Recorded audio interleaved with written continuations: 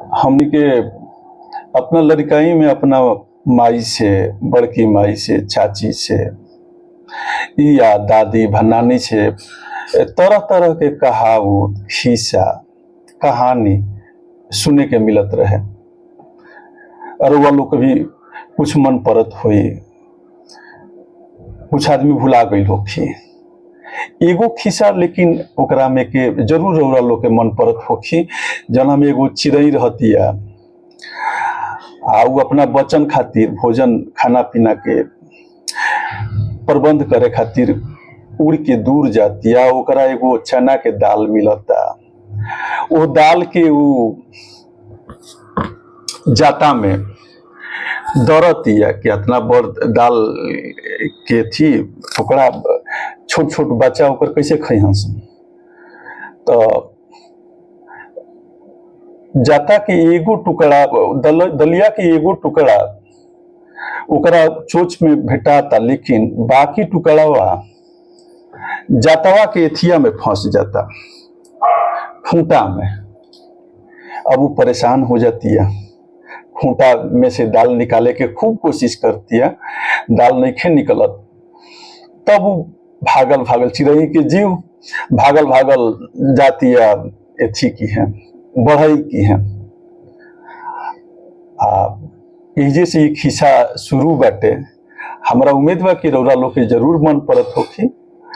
बढ़ई बढ़ई खूंटा चीर, खूंटा में मोर दाल बा, का खाऊं का पीऊं, का लेके परदेश जाऊं। अब बढ़ई कहता, बढ़ई अपना काम में फंसल बाटे। अब इनकर एगो दाल खातिर खूंटा कैसे चीरे जाओ। तो बढ़ई इनका के हुरपेट के भगा देता, भागा ना। तब वो चिड़ई राजा के यहाँ जाती है। वो राज के राजा राजा बढ़ई दंडो बढ़ई ना, खूंटा चीरे खूंटा में मोर दाल बा, का खाऊं का पीऊं, का लेके परदेश जाऊं। ओकरा बाद राजा के भी तरह तरह के पूरा राज्य के जिम्मेवारी बाटे। तो अब इनका एगो दाल के टुकड़ा खातिर कैसे बढ़ई के दंड देवे जास। तो राजा भी इनका के हुरपेट के भगा देता रन। तो अब गृह मंत्रालय के यहाँ पहुंचती है चिड़ई, मतलब रानी की है। कहती है कि रानी रानी राजा छोड़ रहा जाना, बढ़ई दंडे बढ़ई ना, खूंटा चीरे खूंटा में मोर दाल बा, का खाऊं का पीऊं, का लेके परदेश जाऊं। तो अब रानी उस सरिया के एकरा के डांट देती रही, भगा देती रही। अब बेचारी उदास हो जाती है। तब ढेर जब उदास हो जाती है तो ओकरा एगो बिल भी दी जाती है। ओकरा बिल लौकता, ओकरा में एगो सांप रहता। तो अब सांपवा से अपन गुहार करती है कि सरप सरप रानी डस, रानी ना राजा छोड़े रहा जाना, बढ़ई दंडे बढ़ई ना, खूंटा चीरे खूंटा में मोर दाल बा, का खाऊं का पीऊं, का लेके परदेश जाऊं। सपा जौन बा इनकर मैं व्यथा सुनलस। ओकरा बाद अपना बिली में फिर से घुस गई। अब जौन चिड़ई बड़ी तौन सपो को खिसिया गई। ओकरा बाद आगा बढ़ली कि अब एकर उपाय कहाँ करी जाए। तब तक उनका एगो लाठी लौक जाता। अब पूरा लठिया से वो अपन सगरी कथा सुनावत रही। ओकरा से गुहार करता रही कि लाठी लाठी सरप पीट, सरप ना रानी डसे, रानी ना राजा छोड़े राजा ना, बढ़ई दंडे बढ़ई ना, खूंटा चीरे खूंटा में मोर दाल बा, का खाऊं का पीऊं, का लेके परदेश जाऊं।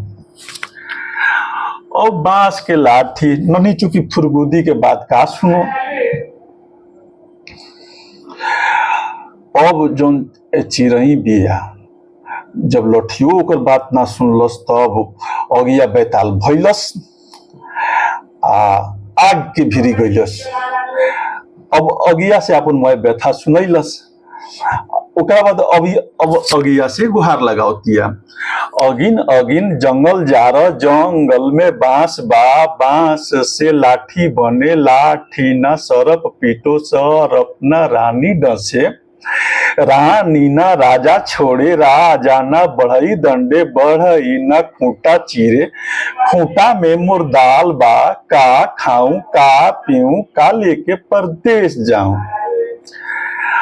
अब जो अगिया भी कहती भाग बौराहीन पगलेट कहीं का ई कुल लेके खिस्सा कहानी तू हमरा के यहाँ गईलू, जा ना भागई जैसे। तो वो अगिया जौन भी है तो अगियो वो चिड़ैया के भगा देती है। अब चिड़ै के करा से अपन कहानी सुनाओ।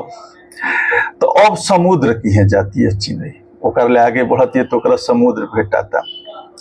तो अब समुद्र से कहती है, सागर सागर आग बुताव, गिन्ना जंगल जा रे, जंगल में बांस बा, बांस के लाठी बने, लाठी ना सरप पीटे, सरप ना रानी डसे, रानी ना राजा छोड़े, राजा ना बढ़ई दंडे, बढ़ई ना खूंटा चीरे, खूंटा में मुर्दाल बा, का खाऊं का पीऊं का लेके परदेश जाऊं।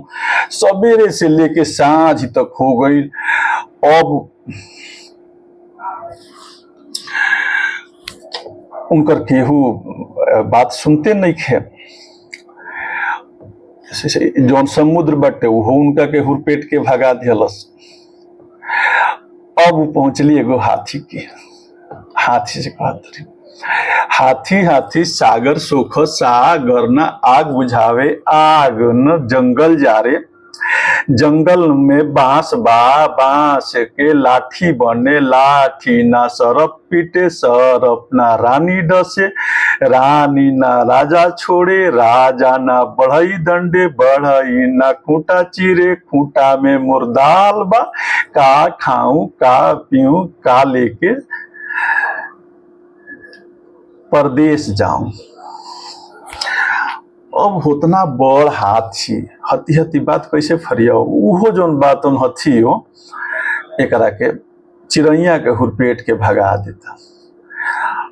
अब एकरा खिस बरता। तो अब जाती है चिंटी की। चिंटी के अपन मैं कहानी सुनाती है, कहती है कि चिंटी चिंटी हाथी काटो, हाथी ना सागर सोखे, सागर ना आग आग बुझावे, आगे ना जंगल जा रे, जंगल में बांस बा, बांस के लाठी बने, लाठी ना सरप पीटे, सरप ना रानी डसे, रानी ना राजा छोड़े, राजा ना बढ़ई दंडे, बढ़ई ना खूंटा चीरे, खूंटा में मुर्दाल बा, का खाऊं का पीऊं का लेके परदेश जाऊं। अब कहे के तो मैं बतिया चिड़ैया चिंटी से कहिए दिलस, लेकिन सोचती है कि हाथना बरियार हाथी से हम कहनी है, हाथी कुछ ना कह पैलस।